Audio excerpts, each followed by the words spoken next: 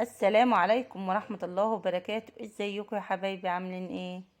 يا رب تكونوا بخير وفي احسن حال دايما يا رب. زي ما انتوا شايفين يا حبايبي، النهاردة موعدنا الاسبوعي، بنقدم المنيو بتاعنا 7 اكلات مختلفة. يلا بقى هاتوا ورقة وقلم وسجلوا ورايا. النهاردة ما شاء الله هنبدأ المنيو بتاعنا بالمحشي الجميل. قبل كده يا حبايبي ما ندخل على الفيديو الجميل، نصلي بينا على الرسول الكريم عليه افضل الصلاة والسلام. ويلا بقى حطوا اللايك وكومنت حلو كده زيكم، بجد كومنتاتكم بتفرحني وبتسعدني وبتكبر بخاطري. هنسمي الله وندخل كده على الفيديو بتاعنا يا حبايبي. اول حاجه المحشي الجميل، الكوسه والكرنب ما شاء الله طبعا، والفلفل عشان ابني. وعملت نص بطايه ما شاء الله يا حبايبي، وسويت له حته لحمه. انا ابني ما بحبش البط نهائي، احمره اشويه ليه؟ ابني ما بحبهوش، فطبعا عملت له لحمه. وده اول يوم في المنيو بتاعنا الجميل يا حبايبي. وتاني يوم عملت السردينة ما شاء الله، والسمك البلطي جميل جدا في الفرن كله. حطيت الطماطم والبصل والليمون والكمون والفلفل وقطعته كده على السردينة ودخلت الفرن لحد الصينية بتاعتنا الجميلة ما طلعت كده زي ما انتوا شايفين ما شاء الله عليها. وعملت الشبار كده، قلت مش هقليه كله مع بعض في الصينية. ما شاء الله احنا بنحب السردينة كده، لان السردينة لما بنقليها بتتعبنا الصراحة، فالطريقة دي حلوة خالص وخفيفة. والسلطة الجميلة عليها كل الخضرة، بصلة وخيار وجزر وفلفل وكل الخضار فيها. ورز ابيض زي ما انتوا شايفين يا حبايبي ما شاء الله. طبعا سايباه يستوي، انا ما يعني غرفت الاكل، طبعا عيالي خدوه على طول فصورت لكم الرز زي ما هو كده. والسلطة الجميلة دي يستاهل كده، الاكل ده يستاهل بقكم. لو وصلتوا معايا لحد هنا يا حبايبي، يلا بقى كومنتاتكم الجميلة اللي بتفرحني. ولو اول مره تشوف الفيديو بتاعي، اللي ما اشتركش في القناه فضلا وليس امرا ينزل يشترك ليا في القناه كده وتشجعوني. وطبعا ده تاني يوم في المنيو. طبعا في ايام يا حبايبي احنا ضيعنا فيها، عملنا طعميه وفول وبطاطس والحاجات دي، بس الفيديوهات انا صورتها بس للاسف اتحذفت من التليفون. مش كل الايام دي ورا بعضها، كان في فواصل الاكله البسيطه اللي قلت لكم عليها. وعملت صينيه جلاش باللحمه المفرومه ما شاء الله، ده كان يوم برضو يا حبايبي.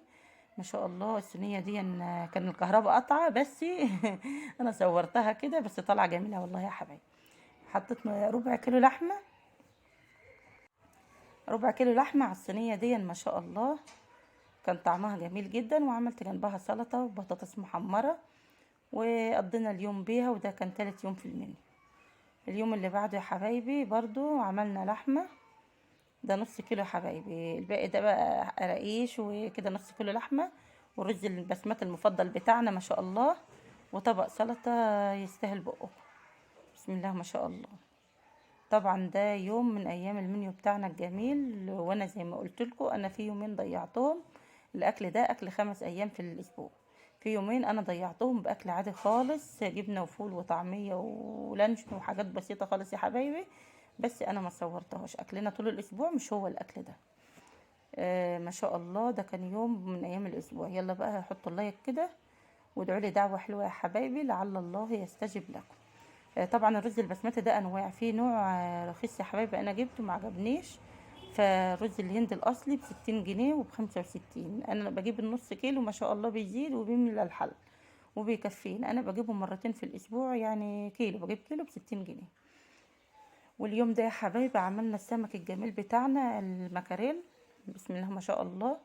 وليمون مخلل وسلطة ورز وعصير فراولة.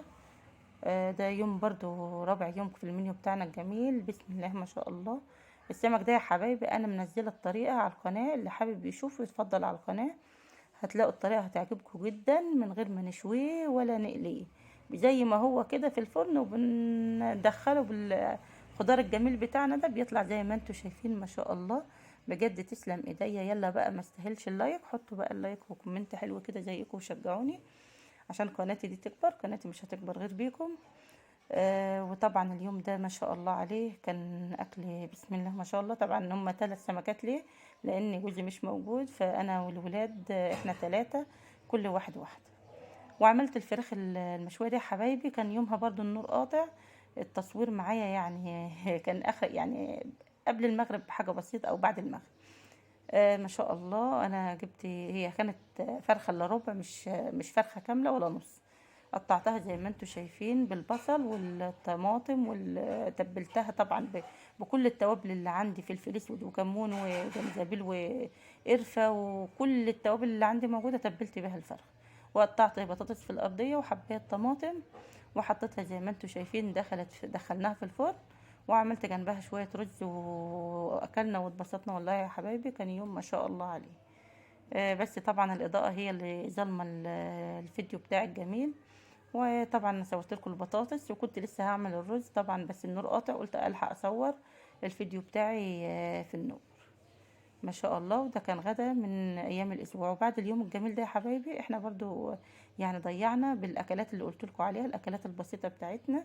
مش كل يوم هناكل لحوم وناكل فراخ. بسم الله ما شاء الله. بس عشان احنا اسره صغيره اقل حاجه بتكفينا ممكن نص فرخه تكفينا. ممكن اجيب الفرخه تكفيني مرتين في الاسبوع، اجيب النص كيلو لحمه يكفيني. وهنا يا حبايبي في الاسبوع ده اكلنا الفطير المشلتت الجميل المورق من ايد ام محمد. ما شاء الله. لو عايزين تشوفوا الطريقه بتاعتي دي يا حبايبي ادخلوا على القناه، هتلاقوا الفطير هيعجبكم جدا. ولو عجبكم الفيديو بتاعي يلا بقى لايكاتكم الجميله. واللي اول مره يشوف الفيديو بتاعي وما اشتركش في القناه فضلا وليس امرا ينزل يشترك في القناه. ما شاء الله. اليوم ده اكلنا فطير بس وجبنا جبنه قديمه وعسل، وكان يوم ما شاء الله. والله العظيم يعني الطريقه بتاعته جميله جدا وسهله خالص، وفي ربع ساعه كده تلاقوني عامله الفطيره وما تاخدش معايا اي وقت. ما شاء الله. وبكده يا حبايبي انا خلصت المنيو بتاع البسيط معاكم. يا رب المنيو يعجبكم، ويلا بقى كومنتاتكم جميلة. والسلام عليكم ورحمة الله وبركاته.